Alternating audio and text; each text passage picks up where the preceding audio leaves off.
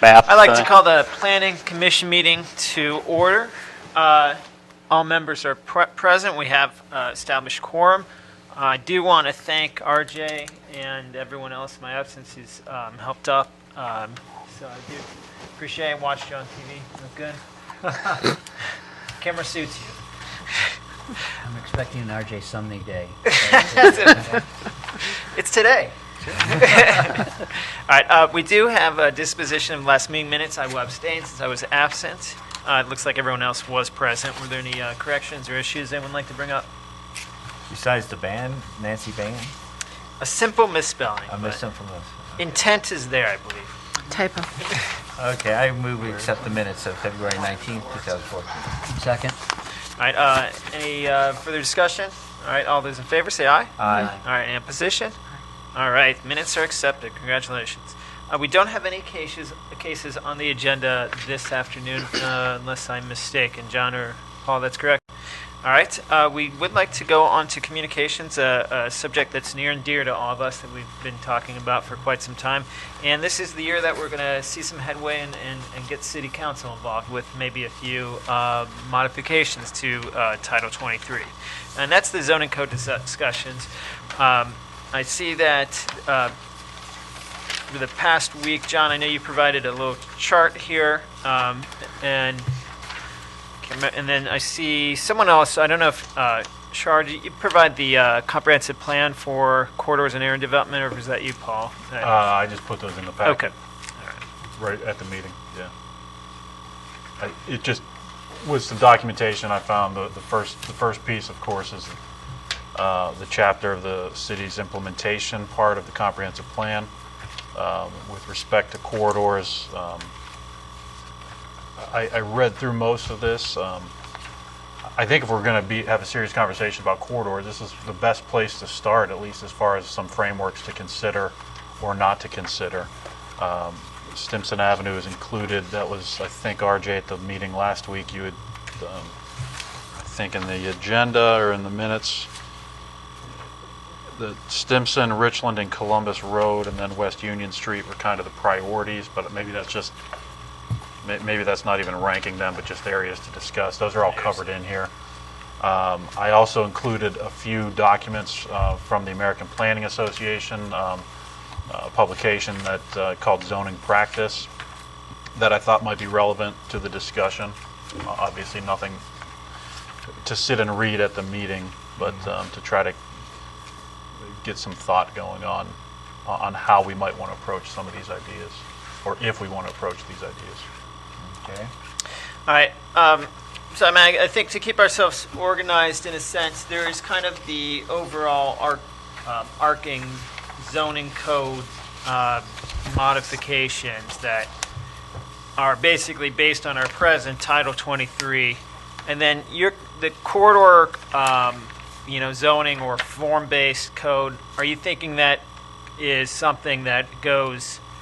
It doesn't replace, obviously, Title 23. It more sort of supplements Title 23. Well, that's open for discussion. I guess if we're talking corridors, the way the comprehensive plan treats it is that you might have specific zoning overlays within Title 23 to address specific city corridors. Okay. So you might have different requirements, even though you have a B zone on a B3 on East State Street and a B3 on Stimson Avenue.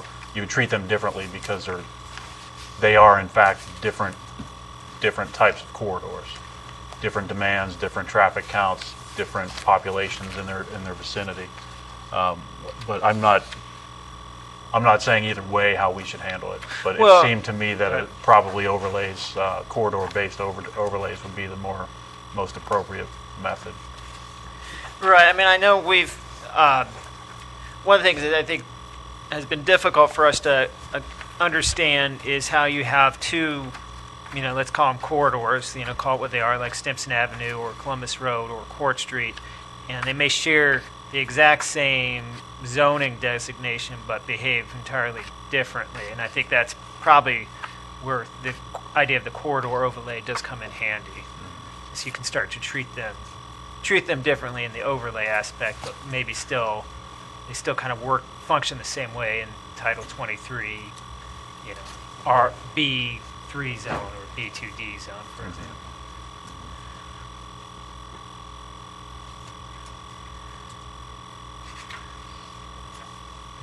So really the question would be how to delineate the corridors if we chose to go that way. Looking at the comprehensive plan, of course, is that they do have maps expressing what they're looking at. They also have recommendations of what you want to see in some cases. Yeah, it looks like, so there's a Columbus Road, but comprehensive plan provides Columbus Road corridor, a, East State, and yeah, I thought there was a Stimson here too, but I haven't gotten to it. Richland Avenue. There's the mill. yeah, I did see that one with the trees.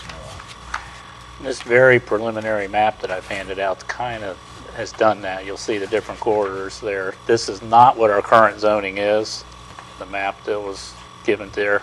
Okay. It's kind of just somewhat what Paul was talking about with the different corridors, and then maybe different areas on the residential side. You see where there's the residential west, residential north, and that would all be tentative of a study to determine what the setbacks, the average setbacks in each one of them communities are.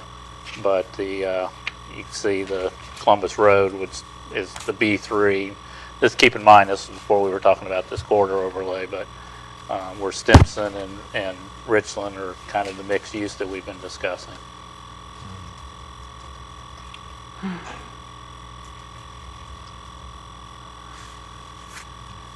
Okay, looking at the map that you've put together here, of course, I see you have an education zone. The entire That would be university equivalent to instead of E. R3, yeah, E. Okay. I see you have R1s, both a generic residential, which looks like it's University of States, and South Side, Oakmont area. Which would be our current code, Yeah. basically. So what do you envision it, then as a west, north, northeast, and east, as well Well, as a multifamily, which would actually include, you're talking about R2 and 3 at that point. no. No? For example, the west would be where I have R1W. That would still be R1, but the bulk controls would be different than what the other R1s are. Maybe the front setback is 10 feet versus 25, because that's what most of the homes are. The lots would be a different size, because most of the lots are a different size already. Instead of trying to Right. get the area to come into conformance with, the R1 that we have written now, let's have it try to sustain what's existing and build to those standards. So and again, we could treat this the same way as a corridor overlay. We could have a neighborhood overlay. In a And sense, it's, yes. the bulk controls are where the adjustments are made, Yep. not in, again, what use is or et Right. cetera. Right. Do you think the R1N would be equivalent to the R1? I really don't see a south, but R1 Oakmont here, which is generic R1 now. It used to be R1 South. That R1, well, do we name some? We call it R1 South. Is there a difference between R1 South and R1 North in terms of setback? These are both later developments, Right. and probably are closest to conforming. And then when you talk about R1 West or near East Side, or are we talking about actually digging all the way down to bulk controls in terms of off-street parking? Could be. Again, is R1N different than, I didn't have an R1S because it's really in compliance or Yes. very close to our current code, so I just left it as R1 That's it. that we currently have. R1N has areas that are a little bit smaller, higher density, smaller lots, but I don't feel they're as dense as the west side either. So it can have its own standards, but that would take a pretty comprehensive study to just determine what these setbacks are and come up with a norm for each one of these overlays or residential zones, whatever we want to call it. Speaking with somebody on the north side, I should say, one other contentious issue is where's the right-of-way, where the setback starts, and that's one that's going to really be a problem as well, on the unplatted areas. Yep. In subdivisions, it's A-OK, but every place Well, we have else- that now. Yeah. We're dealing with that on Columbia Right, today. all the time. So, Yeah, and I'm aware of the You know west that. side there's a disconnect as well. I mean, the common thing is when we were doing a trade with everybody on Courier at the time, I think Ed Newman and some of the other parties, OU at the time, there's a disconnect on 20 feet, disconnect between which benchmark you survey from, if I remember correctly, Oh, in yes. terms of right-of-way. So it's just not, almost not every easy. street has a little bit of difference where it's supposed to be and where it is in terms of central line.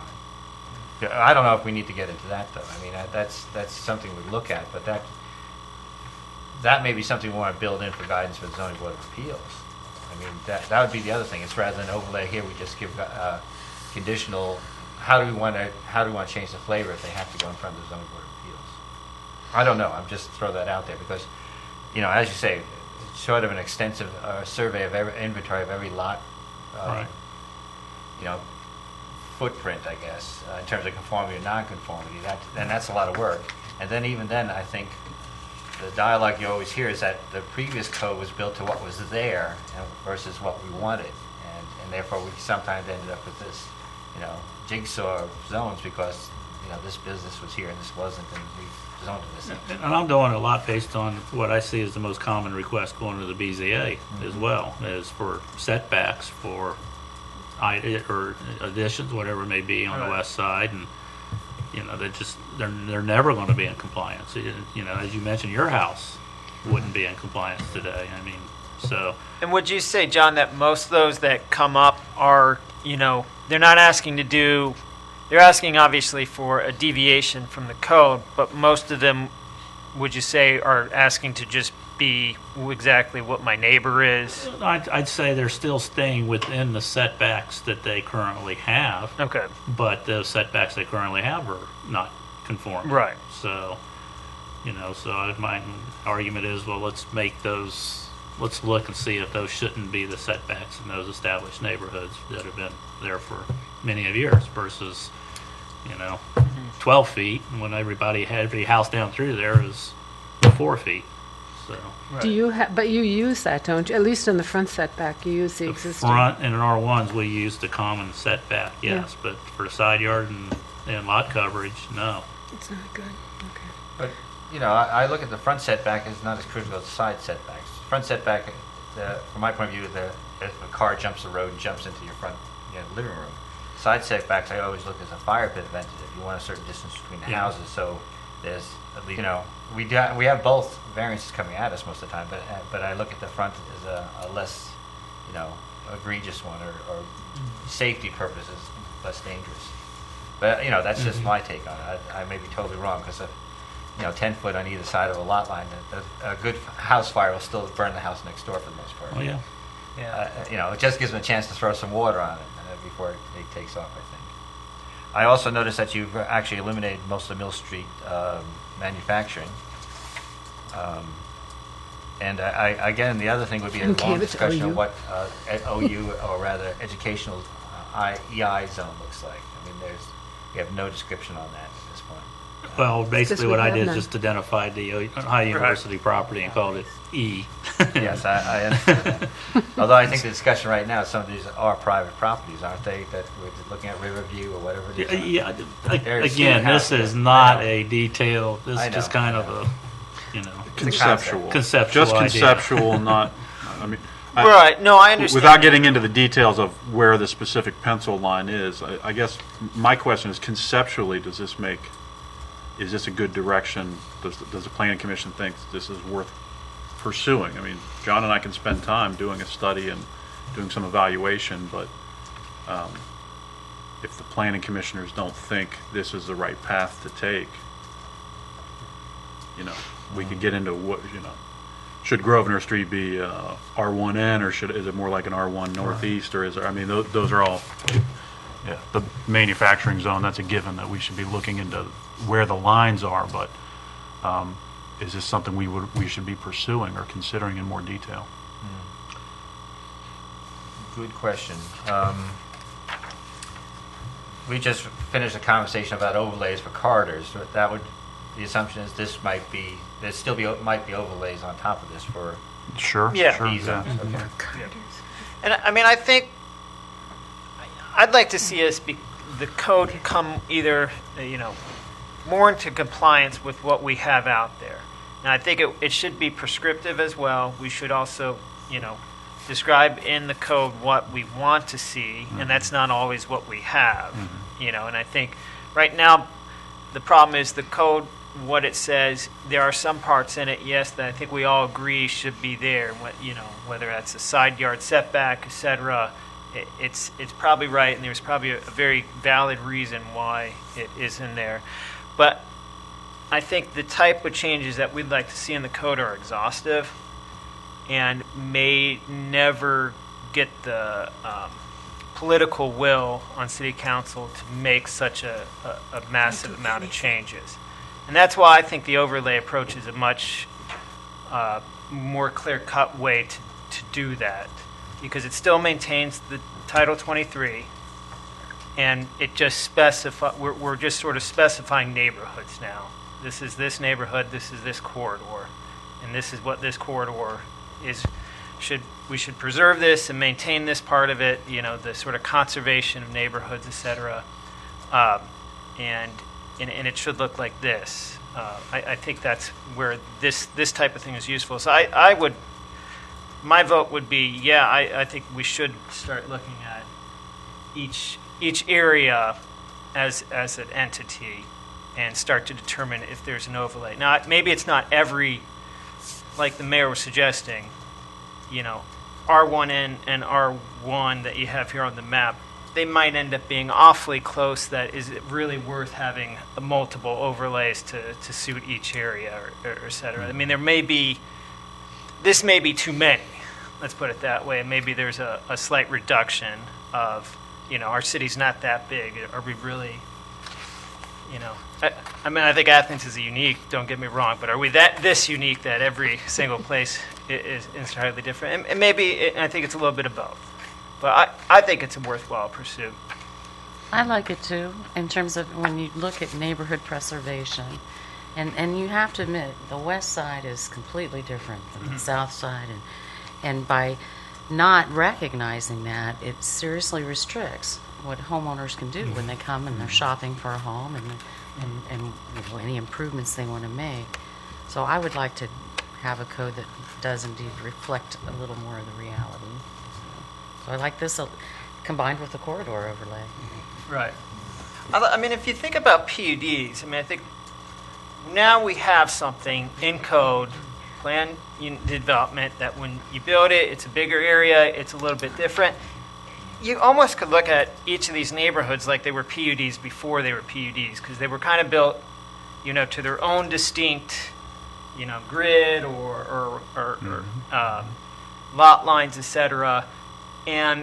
But they don't have the legal backing of a PUD does, where it changes. We just say, nope, it's the code. Whereas the PUD nowadays that's set up, they say, well, yeah, we varied from the code, and we can stay true to that form.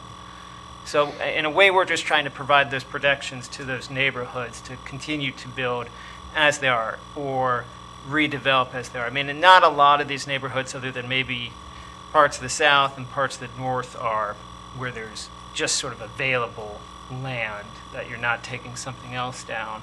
So I like, again, I'm saying more of the same thing, but I kind of see it in that sort of light.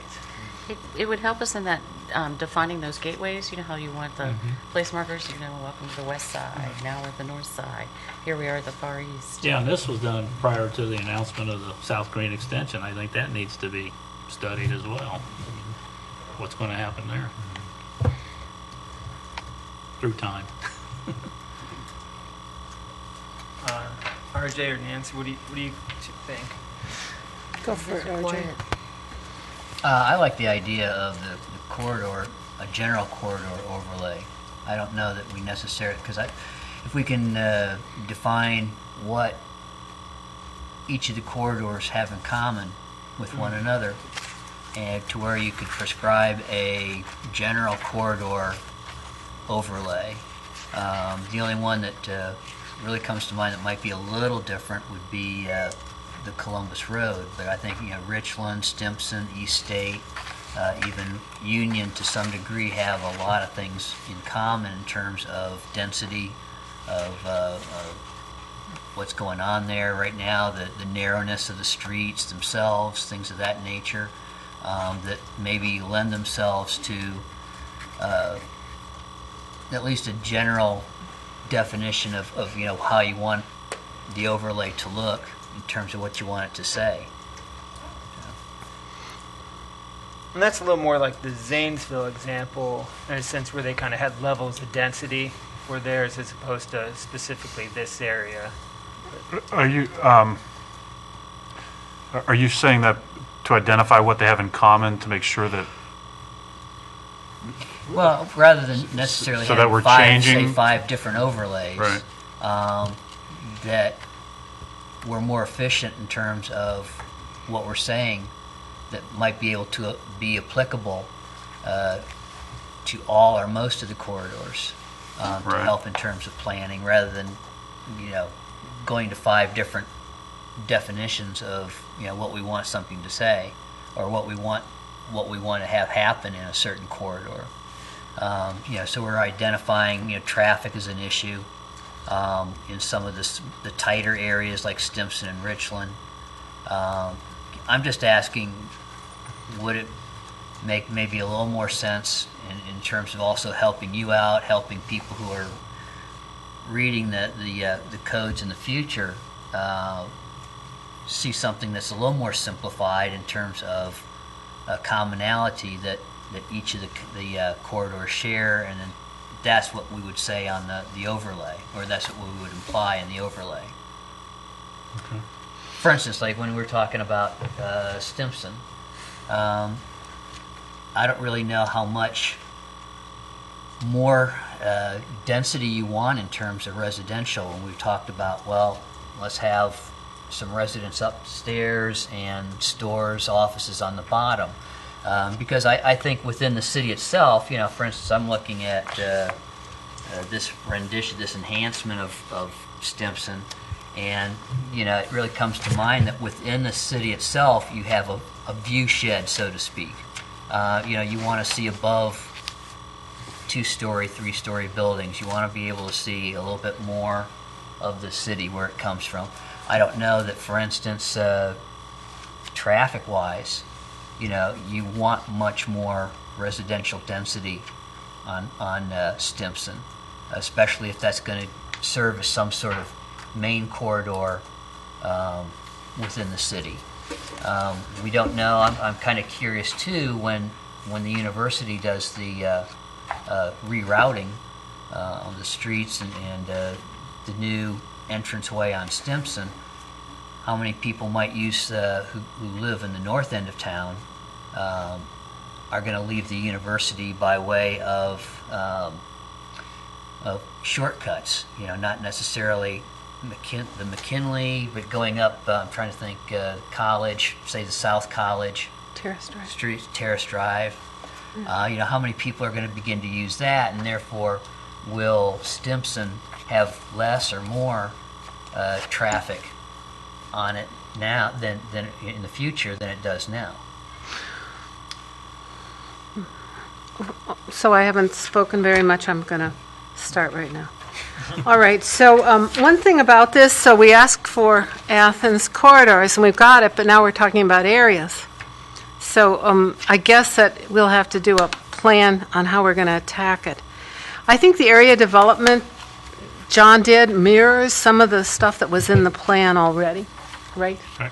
And so there were some guidance items in there. But since that time, what is it, 20 years now, 2020? There have been all kind of changes, and it worries me a little bit, as RJ said, and I thought, boy, he really got it right.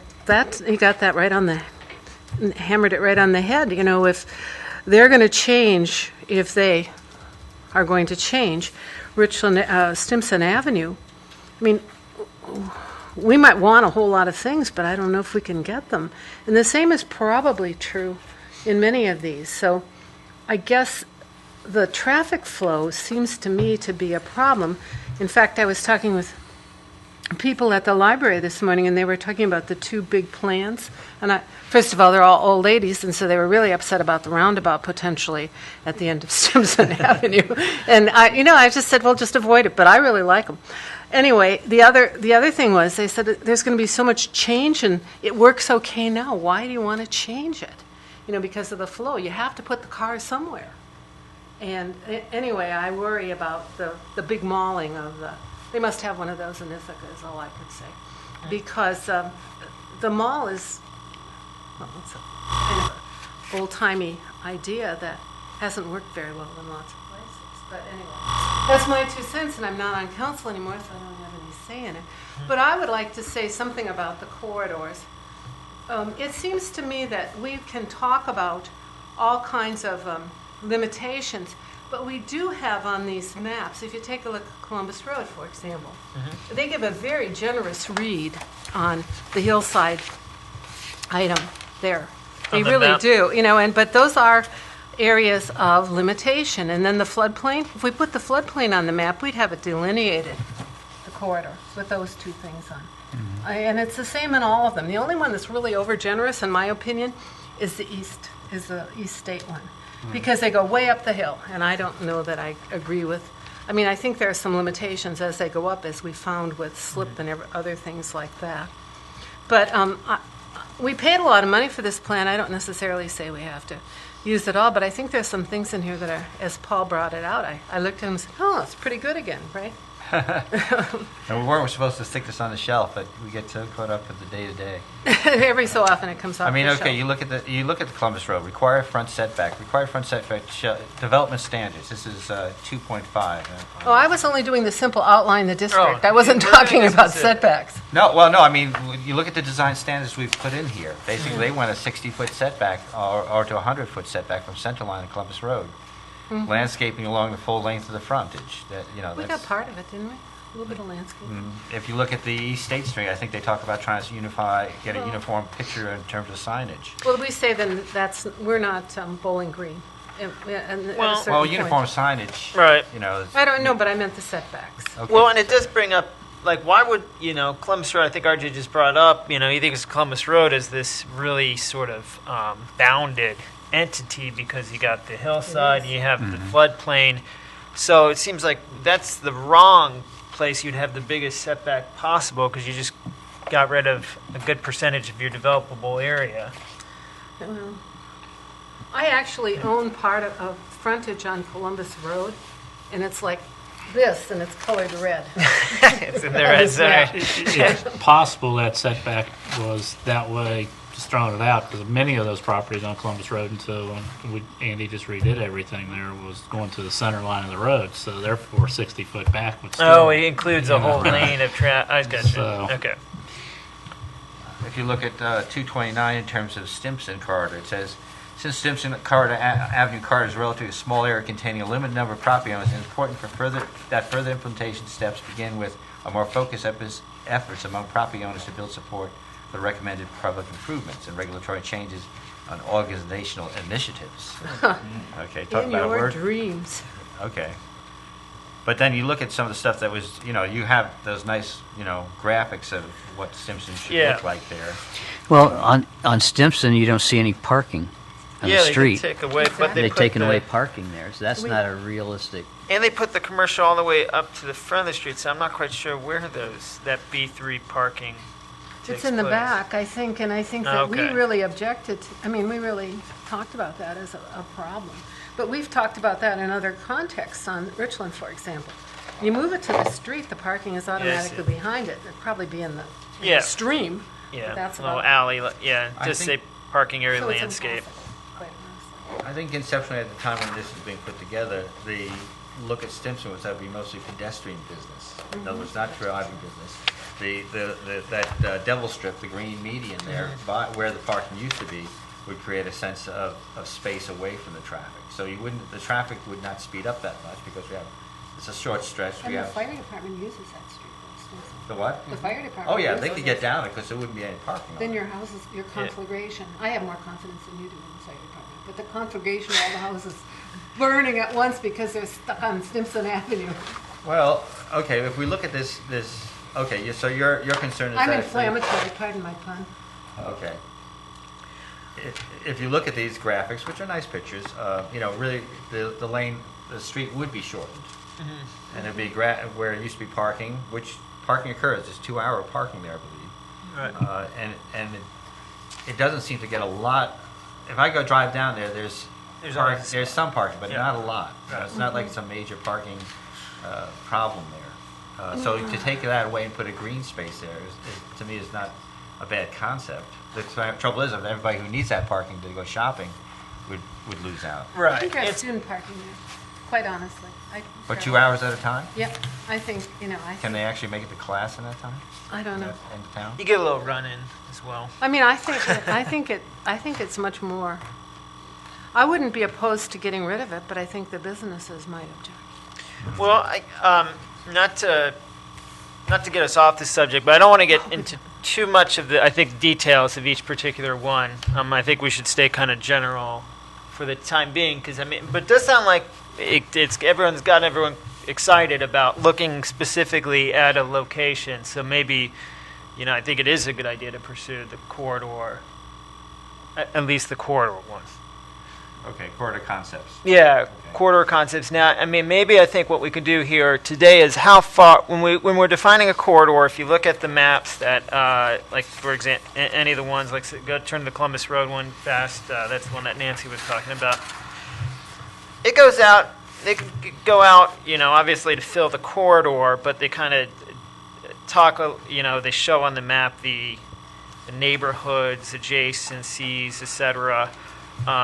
And I think that's important because what the concept I think they're trying to show of Columbus Road is probably a bad example because there's very limited access from the neighborhood to Columbus Road itself due to the hillside. But I think showing where those connections typically are, and maybe at Stimson Avenue would be a better map. So, but when they're doing the corridor, it really is specifically about that spine. Paul, correct me if I'm wrong. That's really where we're focused on the corridor, and then the nodes at which like streets intersect with it, or Correct. but that's where we should be focused. Correct? Okay. Well, for instance, like in terms of uniformity, like with the corridor overlay, that should include the need for a bike path on each of the corridors coming in and out. So, like with Stimson, for instance, if you even had two-lane traffic and you have the little grass to the side, you have no place really for a bike path. Right. So Bike lanes, you mean? bike lane, correct. Right. So, Which is something we don't have today either, so. right, but I think that's something that then if we're talking about that, is that something that we can include as far as like a general, define what we want out of a corridor. The corridor is basically the ingress and egress into the city. And, so if we're incorporating vehicles, then, we've also already started with bike lanes on some of the streets. I don't know, I'm assuming that Richland is going to have when that gets fixed Yeah. up. Well, we're gonna share that. So, you have that incorporated just into what you want to say about the overlay, what you want to say in the overlay. Well, not necessarily though, because Okay. if we're talking about a zoning overlay, we're not going to discuss a bike lane being a requirement of street. I mean, that would be something we'd have to look at as a public improvement if we're Right, going I to see. do, but I completely agree with you that, and I think Stimson is, if Ohio University is going to be changing, adding a road there, and traffic patterns are going to be changing, and if the university is going to be looking at Stimson Avenue as one of a major gateway to campus, now is the time that if we're going to do anything with Stimson Avenue from a zoning standpoint and from a public improvements, now's the time we really got to look at it. Or it's just going to be the B3 zone, and what's going to happen is what's going to happen there, right? Right. So there's the only two ways we can look at it. We either, if change is coming there, we know that. Harry White gave a presentation to City Council 3 weeks ago or a month ago. Change is coming there, and it's going to come pretty fast. And if in 12 months or in a year and a half, if we've got a new corridor connecting campus to Stimson Avenue, either the change is going to come to Stimson Avenue on its own, but it's always going to have to come within that B3 flavor. Right. Or we're not going to have any change, and we're going to have a new gateway to our city. And people are going to come in there. What are they going to say about Stimson Avenue? What's going to be their first impression? Well, and That is something we have Yeah. control over, and the Planning Commission and City Council. That's our responsibility, is to address that gateway if change is occurring there. At least in my opinion, but do you anticipate, if that's a new gateway, and therefore everybody's going in and out to South Green, West Green from that corridor, do you think Stimson traffic flow would decrease or increase? I can see it becoming a backwater, but I don't think that's the case. I'm not sure, actually. No, I know in some of those meetings with respect to South Green Drive extension, one of the engineers from, I think it's EMH&T, who's doing the project for them, they started looking and saying, well, what does your Garmin tell you to do if you want to go to Ohio University from Columbus or coming from Marietta, and what does Google Maps tell you to do?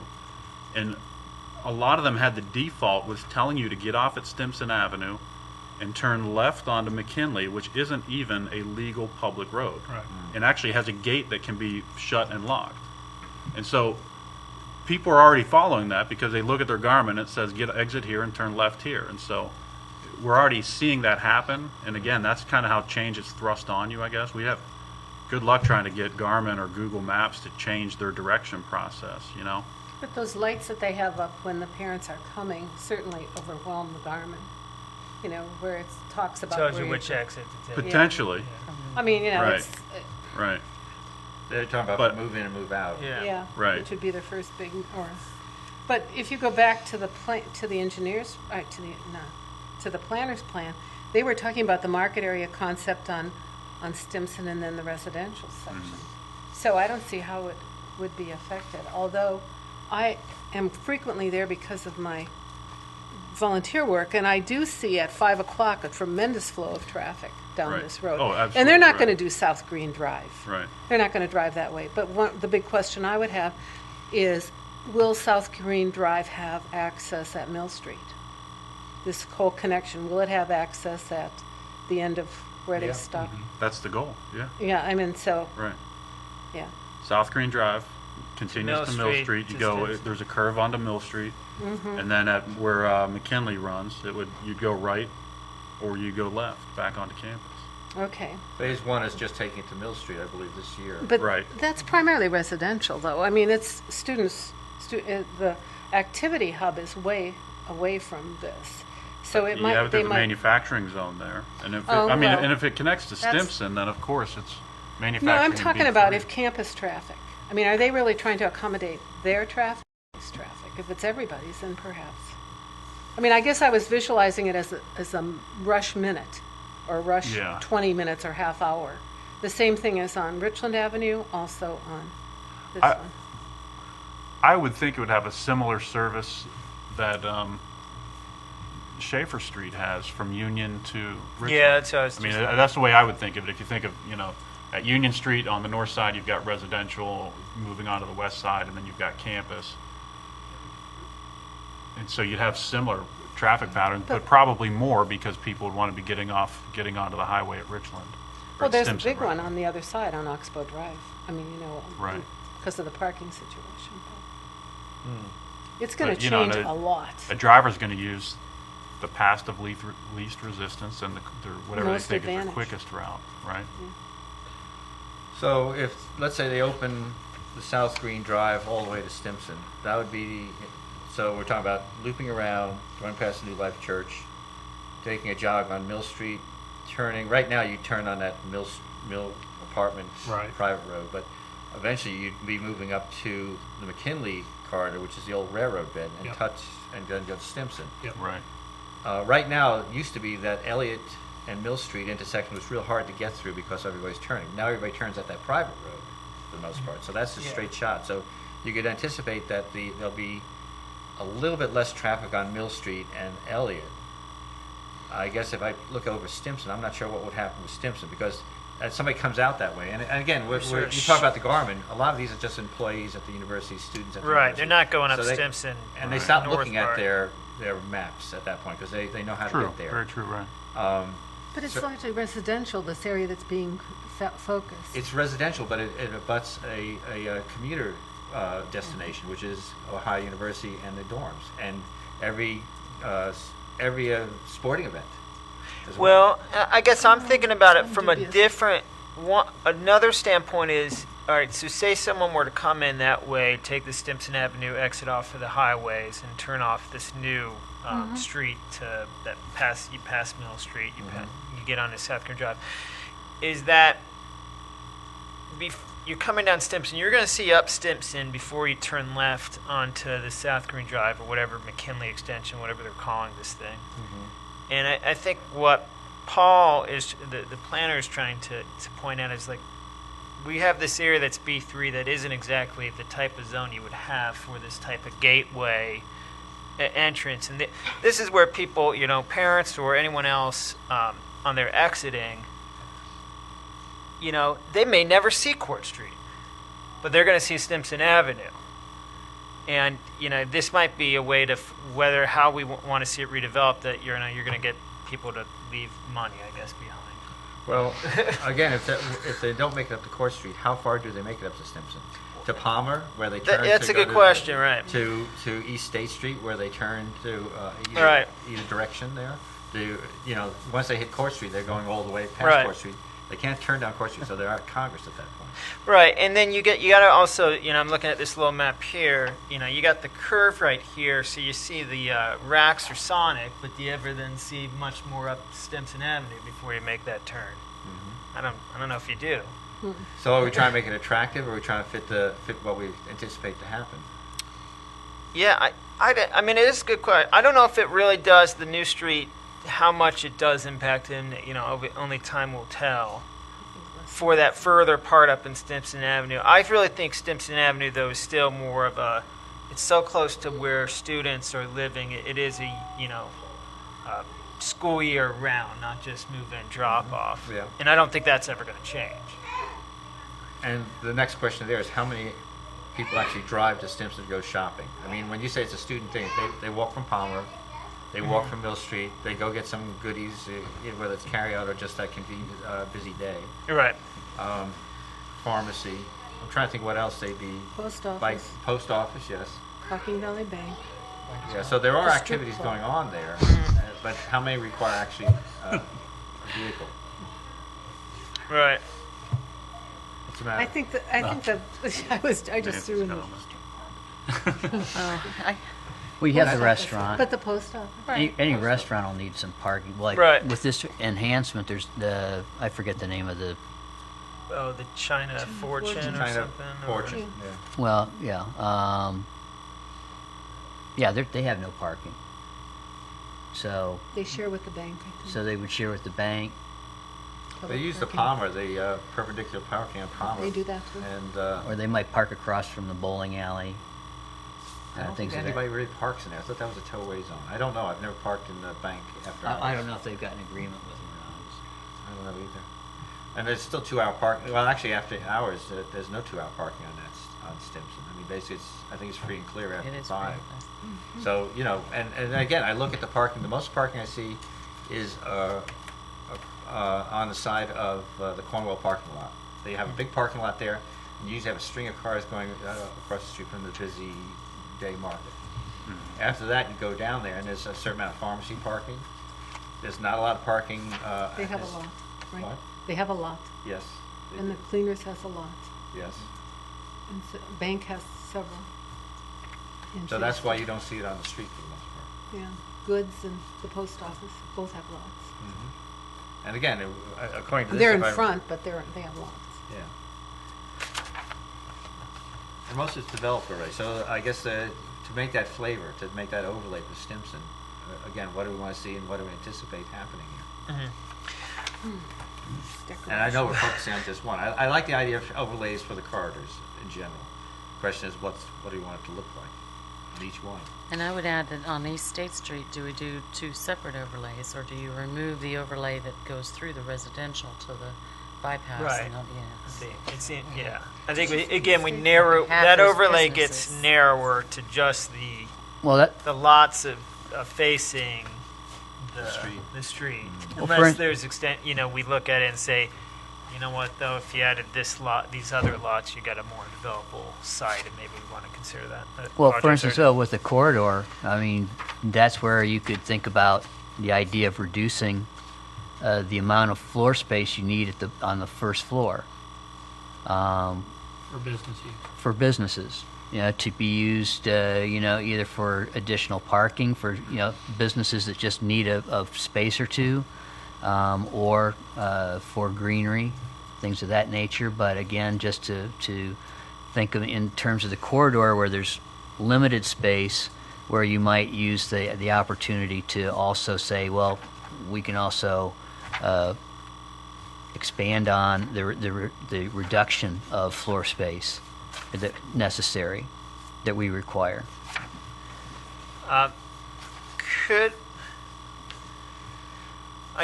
Could we assign, or John and Paul, to take a look at the corridor overlays? And I think RJ brought up a very interesting approach. Is what's the same?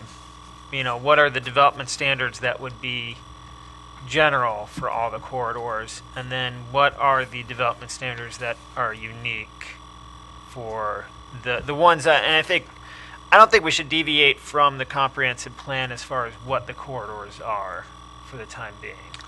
Okay, really what you're saying is looking at the what we already have. What they'd like to see, the implementation Right. thing, saying, okay, development standards, we want a certain amount in each one. Okay, that's quite a bit of work. Yeah. Well, actually, and we should that's- be doing some of that, I think. Well, you know? And I hear what you're saying about following that, but there is something to be said about what's existing. Well, and I think that's a lot of it is already brought forward here, and I mean, I think it's really using this as your checklist. Okay, is that still accurate today? What the observation was in the comprehensive plan? What are there key ones that are missing? And I mean, maybe we just focus. We say, let's do Stimson Avenue. That that's one where we may get a new roadway put in. There's going to be a new node on Stimson Avenue, and we just use that as a sort of a test one of looking at using this code as the template, the comprehensive plan as a template.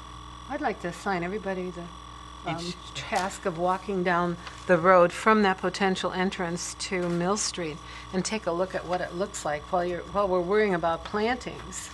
The backside of those buildings isn't that attractive, and the whole landscape is pretty.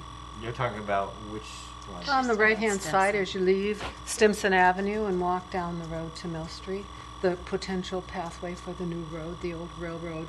I mean, it's the backside of buildings, so it's not going to be, even if we put lots of trees in there. I'm It's with you never on the trees, but developable. I think that whole area needs to be upgraded in terms of appearance, or else it looks like an ex-factory area. Imagine that. Actually, if you look at the East State Street statements in here, they talk about trying to spruce up the back ends of all the malls because of the bike path. And that was one of the implementations that was put forward here. Not that that's really occurred. That hasn't happened. That would be good. But there's no law that says in theory we're supposed to have, covered dumpsters, et cetera, but I think that's a budding argument, isn't it? But I just meant that, it's kind of almost pointless to talk about how wonderful it's going to be unless those properties are changed and reconfigured and spruced too. Well, it's the manufacturing you're talking about at this Right. point. Okay. Yeah, Right, I and think the parents- they own one of those buildings, don't they? The old Sterling Industries. Did they buy Mill them? Street. Did they buy them? Who's They're they? leasing a portion. The university, I'm No, saying. they do not own that. Oh, they just lease it? They Okay. lease a portion of Well, it. They rent a portion. And But we're yeah, at probably that could be 5 years out from having funding for our big funding piece, the roundabout, and changing the interchange there. Because our next endeavor is East State Street. We already have safety planning money in place for that. So That would be good. And this is the intersection by 33 and here it starts from Home Street, and we're allowed to look all the way out to Walmart. Incorporate pedestrian improvements. well, I guess what I'm looking for is what's the next steps? I mean, right? I mean, it sounds like all of it, that's going to be too much work, and we'll never get done. We'll be talking about this Why- years from now. I have an idea. Why don't you assign each of us one of the corridors to look at and talk about what's in the plan and what's not in the plan? And then we can consult with Paul or John and Paul, the John Paul. That is my Yeah. middle name. Who would have thought? I mean, I think. You guys can never leave now. You understand that, right? I mean, I don't just- care what opportunities If are we out there. don't, if we would don't we go? have to do something before we come in, Why would we we're go not going to get it done, I don't think. tend to agree. Well, So all we're right. talking about Tass and You Homewood. Columbus Road, you own a property. Yeah, I know. On It's- Columbus Road, you I- know it. Okay. Close. And don't suggest just zip lines going down to Columbus Road from your place, okay? No, I mean, and I have to say, let me just say one more thing about that. One thing that worries me a lot about changing the lot sizes and the width of the lots and the requirements is that a lot of places have a separate small lot next to it. I just paid my taxes, I know about that. And we'll have lots and lots of infill on very small lots without even room to go around behind to park a car or something. So, I mean, I think that's the downside of what you're advocating, John. There is a section of code that states if next to a lot, there is another vacant lot, it's in the same ownership of the house, that cannot be done, and I've been trying to enforce that quite a bit. Yeah, well, the realtors actually Yeah, I separate know it they off, do. and then And I think that I mean, I'm all for infill, but I think the infill in some cases is really in very difficult locations. That's why mine is never. But I did speak at the Realtor Association meeting just about that subject there. not And too did they long tar ago. and feather you? Well, yeah, we wanted to, but Okay, I've got Columbus Road. And how, Nancy, do you imagine that you'll tackle it? Are you gonna look at what's in here as the design standard recommendations? And criticize it, And- critique it? And well, that's what I'm saying. That could be an approach, and just say, Well, here's yes. what. Yep, they got this right. This one, here's how it's different, and this they totally miss this item. That's very important to the Columbus Road aesthetic. Or It's certainly changed already, but yeah, I'll do it. all right, does that seem like an approach that can work for Well, I'll set that, I'll each be the and every critical. member? I'll do We it. can, we can send Nancy out into the woods and see what she comes back with, and then decide. Again, this is Yeah, I know. I mean, that's what I say. I can really goof it up.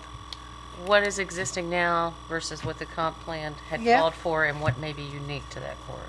Yeah, and they and reading through this, it looks like they are picking up on what is unique to that corridor already. So I think it really is and then what year this was done in 2000 and It's almost, Early almost 20 years old. 2005. right. Okay, So so we and have, this is a 10 years later. Does this still hold, and is this what our overlay should be, or what items do we need to add? okay, I would read this whole corridor planning that Paul That's a Lowe good gave us. suggestion. Absolutely. Before we start off. So you're going to take Columbus Road. I guess I can take either Union or East State. I have no problem with either one. Why don't you take Union? Okay, Union's And- Right on mine. the agenda. And Paula take East State Street since she's familiar with the new public Bet he's gonna improvements take what going you on want, there. and you're gonna have Stimson. Stimson, right? Oh, sure, why not? Stimson is for RJ. Okay, that means you got Richland. I got And Richland. you I- know that totally territory quite predictable. well. And Route 50, let's just hold off on that one, okay?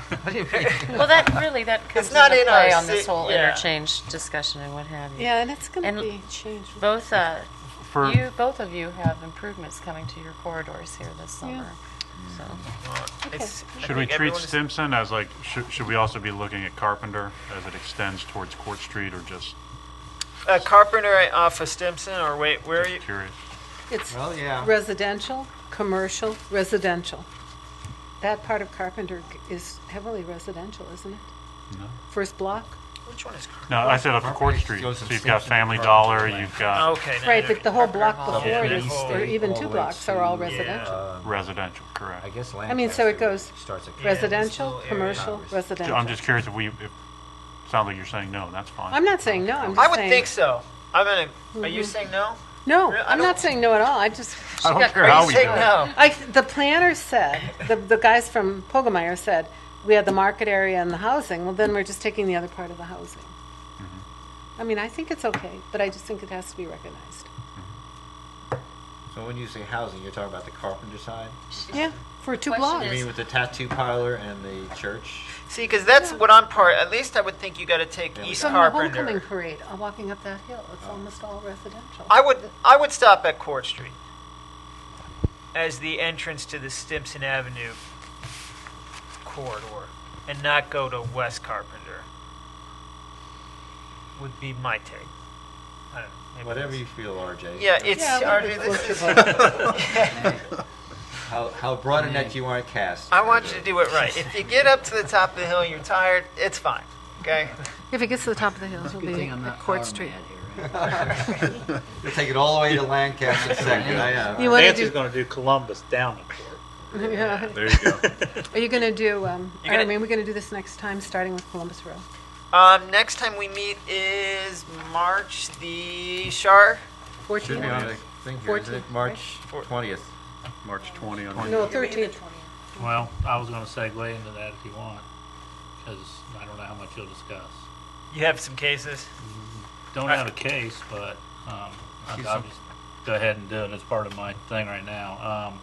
I have been in contact with, and so has Andy, at great length, we've been in contact with ODOT, and they are coming at the next meeting to discuss the ODOT facility on Route 56.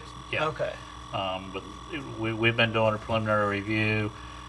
Technically, it's a Title 41, but it's an extensive project. So They have containment around all of they're this. going to have, that's one of the things we're making them do is containment. So they're going to come here and do a presentation. We tried to get them here today, but we talked to them yesterday, and it's just too short of notice. So, Okay. and I will be at leadership that very same day as well, so I won't be here at the next meeting. All right. Well, why don't we just say a month, that the first meeting in April. But we should all have our homework done by then. You have to have your homework turned in by the 20th. Okay, and that way, if it hasn't been emailed to us yet, Shar or someone can get on your case. Okay, that'll be the look-in, the live. Hopefully the look-in weather on will the be 20th. nice so you can get outside a little bit. Yeah. Don't be afraid to take cameras if you have them. Okay. Snow Take your boots. phone.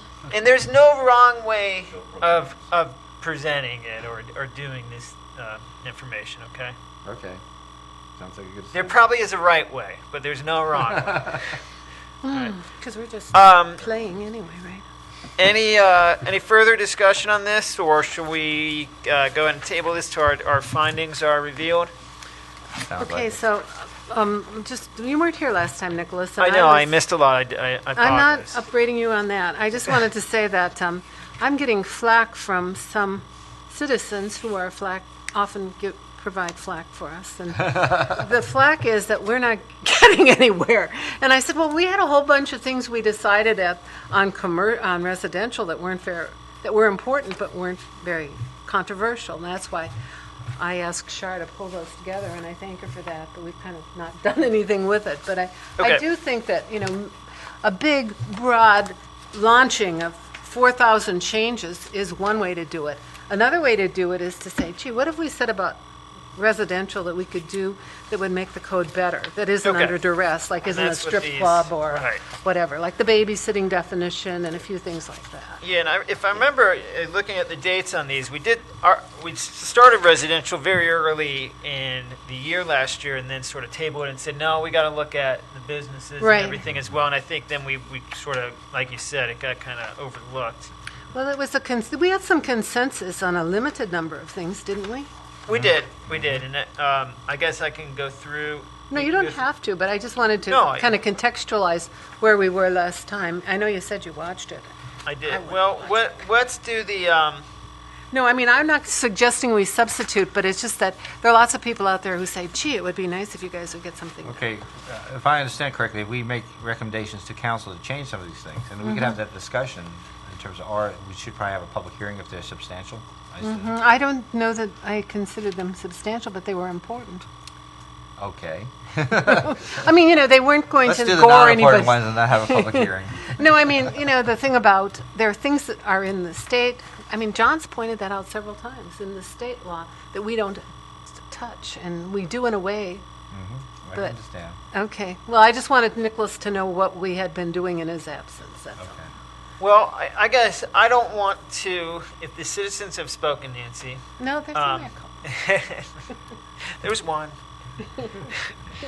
I mean, I think in moving toward, I guess we have a lot of things going right now. We've reviewed the business zones, we've reviewed the residential zones in Title 23. We've kind of, obviously there's other zones in there, but they weren't the critical ones, whereas we've sort of said residential business. But now we're looking at corridors and as well as other overlays for neighborhoods potentially, and I can easily see us getting sidetracked into this effort But I feel like this exercise needs to happen because there may be some things that we say, you know what, it's fine how it is set up in Title 23 because we have this overlay that's going to do exactly what it is that we were going to make those changes for. Because, you know, like I said, we change it to B3, well, we got B3 here, B3 there, and they're entirely different neighborhoods or corridors, et cetera. We might end up saying B3 is okay for the most part. Right. We've just applied. You know, we just zoned it in the wrong spots, or we don't have an overlay to help us out. That's the hard part right there, Exactly. And changing the map. yeah, I agree with you. That's why the overlay doesn't change the map. We just add No. another map to Set the of map. requirements, well, that's exactly what we're proposing. Easy to do for GIS. right? But let me go through. Now that I have these notes in front of me, let me go through the residential and see if I can highlight what those like clear ones we all said. Yep, that's what we got to change. Yeah. And maybe we can, let's discuss that at the next meeting, just that. We won't go into the corridor, we'll just look at the residential that seemed like there was clear consensus with all members. It seemed like. Remember, this was a year ago, so that consensus may totally be gone. Didn't Paul have a list? Didn't you have a list that you brought to us? I mean, I thought he actually summarized it as we segued into the next. John did, didn't he? John? Talk Paul? about that spreadsheet? Paul John? Yeah. I think On the- maybe you're uses thinking of the or- annotated zoning he put together It's a on the while back. back. Something No. like this. I'll work with Sharon going back through past She's got minutes all the- over she's got all the the past year discussion. and see what we can find. You don't remember? Okay, We'll sift maybe through think it. about this one here that had the annotations, what was footnoted, what was in There's the, that one. Yeah, that Yeah. could be. They're I pulled thought it was together. very simple list of about six basically is things. what we have definitions that exist, what do not have Well, exist. John recently provided a list of things that are covered in the It's on the Code back. versus. Ohio Building Code This one right as here. uses that we don't even address. That spreadsheet John gave a few weeks ago. That one's pretty Okay. complex, but I was thinking like babysitting, which is a hornet's nest. We don't want complex. We want very simple Bed and corrections. Make it all one zone. That one is. Exactly. Very simplest. All right. Well, let's take a look, and I think maybe we won't. It won't be entirely resolved at our last meeting, but we'll all have a very good starting point to say, this consensus, everyone. Do we want to go forward with making these, Small number of 5 changes and passing those forward those to City Council? Gives Jeff I'm some okay place with there to- not being a public hearing because City Council is going to have to hear it a number of times anyway. But we can make that decision at that meeting once we see what they are, okay? Yeah, sounds good. All right. Thank you, Nancy, for bringing that forward. Any other items on communications? I do in my email. I just wondered why we have the annexation proposal. Was that going to be a communication today? I put that in there as a communication. Okay. Yeah, I gave it to Charlene at the last minute. All right, Paul, do you want to discuss that then? Yeah, there's in your packets, there's a copy of some information about an annexation request that will be coming to the city, I believe, probably, well, the attorney working on this, Rusty Rittenhouse, I believe he was going to file this at the county today. I had a meeting with him yesterday morning. The property owner, Alex Colatis, he presented at city council, I think, last Monday at a committee meeting, discussing their intentions or what they're wishing to do. It's a unique spot because it's outside the city limits. It's in the city's wellhead protection zone. And so they cannot have any type of, in order to comply with wellhead, they would need to connect to the city's sanitary sewer system. The city's policy has always been that to get services, or policy over the last decade or so, to get services like that, you need to annex into the city, and the city will provide police, fire, water, and sewer. It's also in the LEAX district for water, and so the property owner's working out, is in conversation with LEAX right now to get released from LEAX service area, I believe. What Mr. Collada said at council is that they're looking, what they'd like, they have somebody'd like to build a microbrewery at that site. They're requesting a B3 zoning designation. That's what they will be requesting from the Planning Commission. I just wanted to include this in the packet so you guys are aware of what's happening. Okay. It's adjacent to University Estates, as you can see on the map in your packets. It may not be very clear Is it which one is it? It is, it's this piece of land right here, Okay, I got you. okay? Yeah. At one point, there was some sort of a service garage there. A mechanic, I believe, was in that location. There's Yeah. still a pole barn Hutton there. was it or something? Hutton was the property owner, yes. So, Okay. If I remember, the whole parcel is pretty much triangular. It kind of cuts off, goes from, I guess, Armitage and follows both the railroad and the Armitage and where it finally meets at the back end. We're That's talking about correct. quite a few acres there. Not a lot, but I mean, I think it's just not a square portion. Well, do you know, does anyone recall why there was this sort of section that when University Estates was annexed in this, was this considered, hey, you know, this is City of Athens, this is going to be City of Athens? I suspect they didn't want to be annexed. They didn't want it, yep. Okay. If my memory is correct, the University of States, Dr. Pinard had to actually do 3 different petitions to get a majority to be annexed in. I think that's how it worked. First time he did it, he couldn't get everybody on board. Okay. I'm just curious, it seemed sort of, when we were going through, when the city was going through that effort, There were people further up Armitage Road that did not want to be annexed. There's Okay. people on this end that did not want to be Right. annexed. If my memory's correct on that.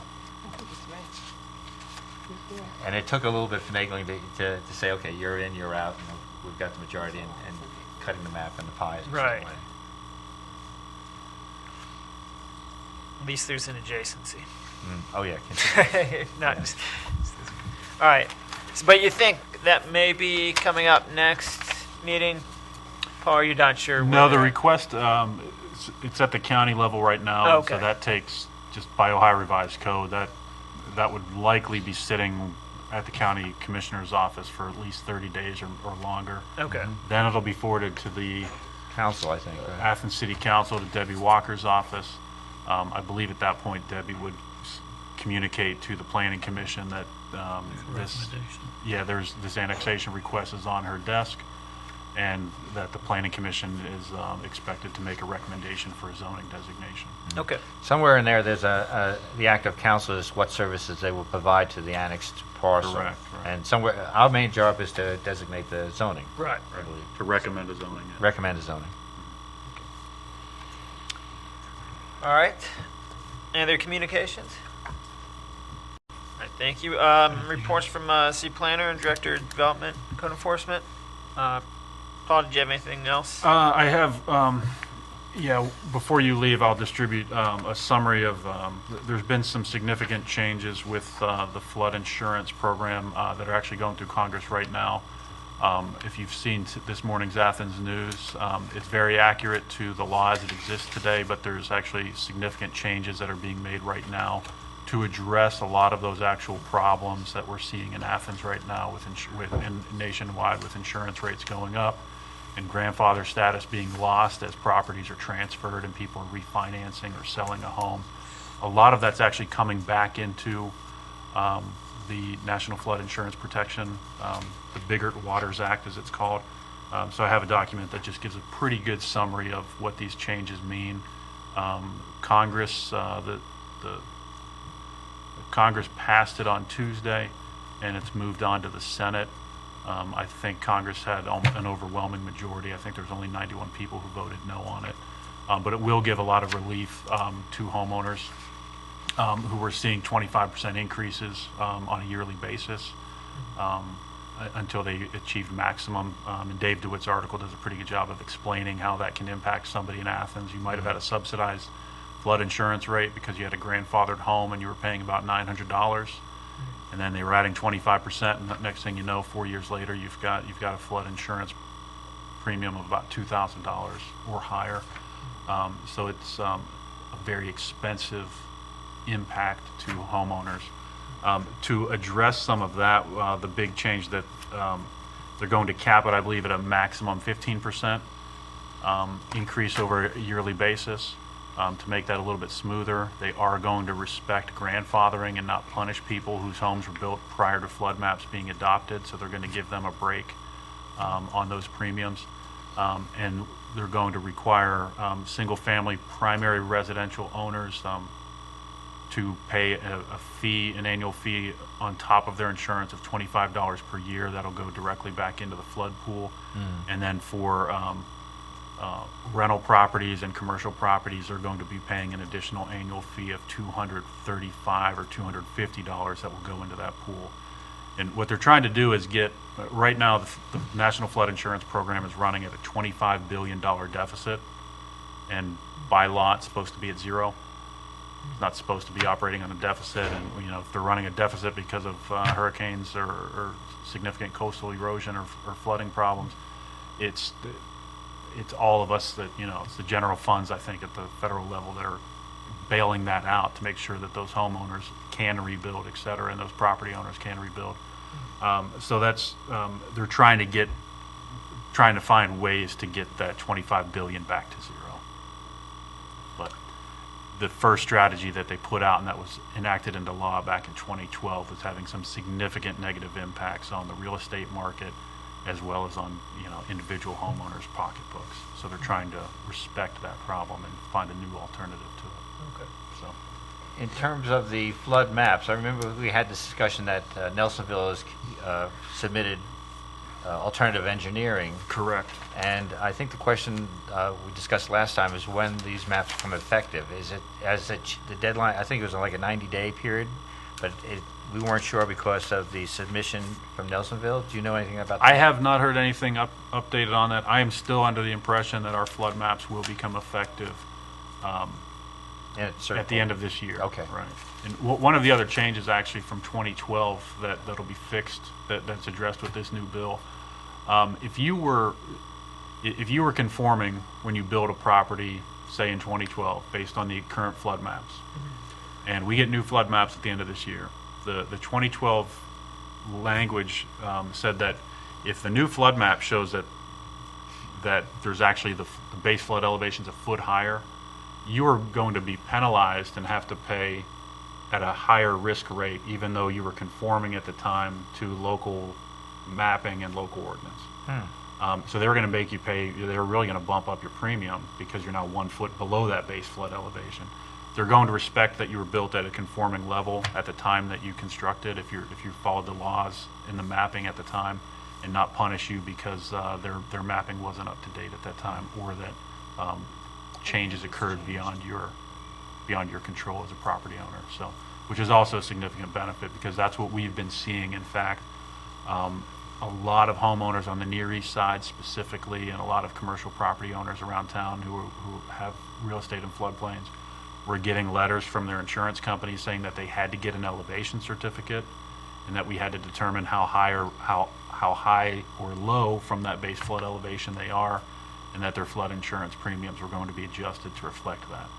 So if they're conforming based on the flood maps all the way back to 1980, they'll at least get some benefit from following the rules at the time that they constructed, and they won't be penalized for that, which is key. So, Okay. some good news on that side, I think. Yeah. That's all I have for right All now. right, thank you, Paul.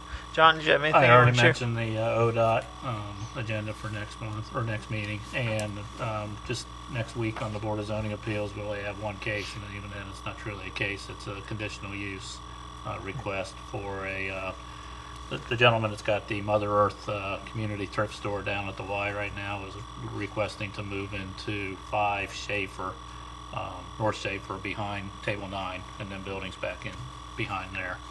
Where the automotive place used to be. The guy used to do race cars or something. Since I've been here, there was an ambulance company in there. There's where Otis Elevator was in there. So he's wishing to move into there. So it does not go through the normal findings as a variance would. It's just conditional use. They have to egress and ingress, which is existing. Does the use fit with the neighborhood? Additions, etc. But since none of that's being done, and then that it meets all other bulk controls basically for that zone, which since it's an existing building does. So, Is it city right away? no, No. I mean, the in and out? no.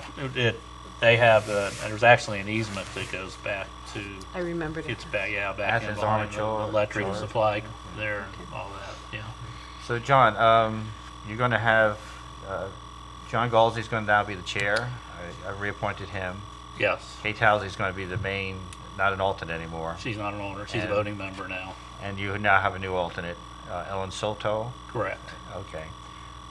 Since you have one case, I suggested to Mr. Galsey that perhaps you want to have an orientation on the agenda, just because you have transition like that. Right, and I believe that we've reached out to Pat, and I'm hoping he's there, and I'll get more information about Okay. that.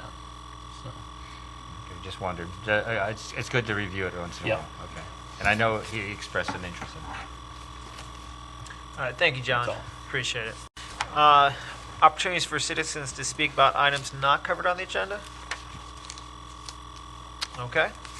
Announcements and other business. Our next meeting is scheduled for March 20th, 2014, where we are hoping to have a presentation from the Ohio Department of Transportation on the new on their spot on 56, their salt bins, etc.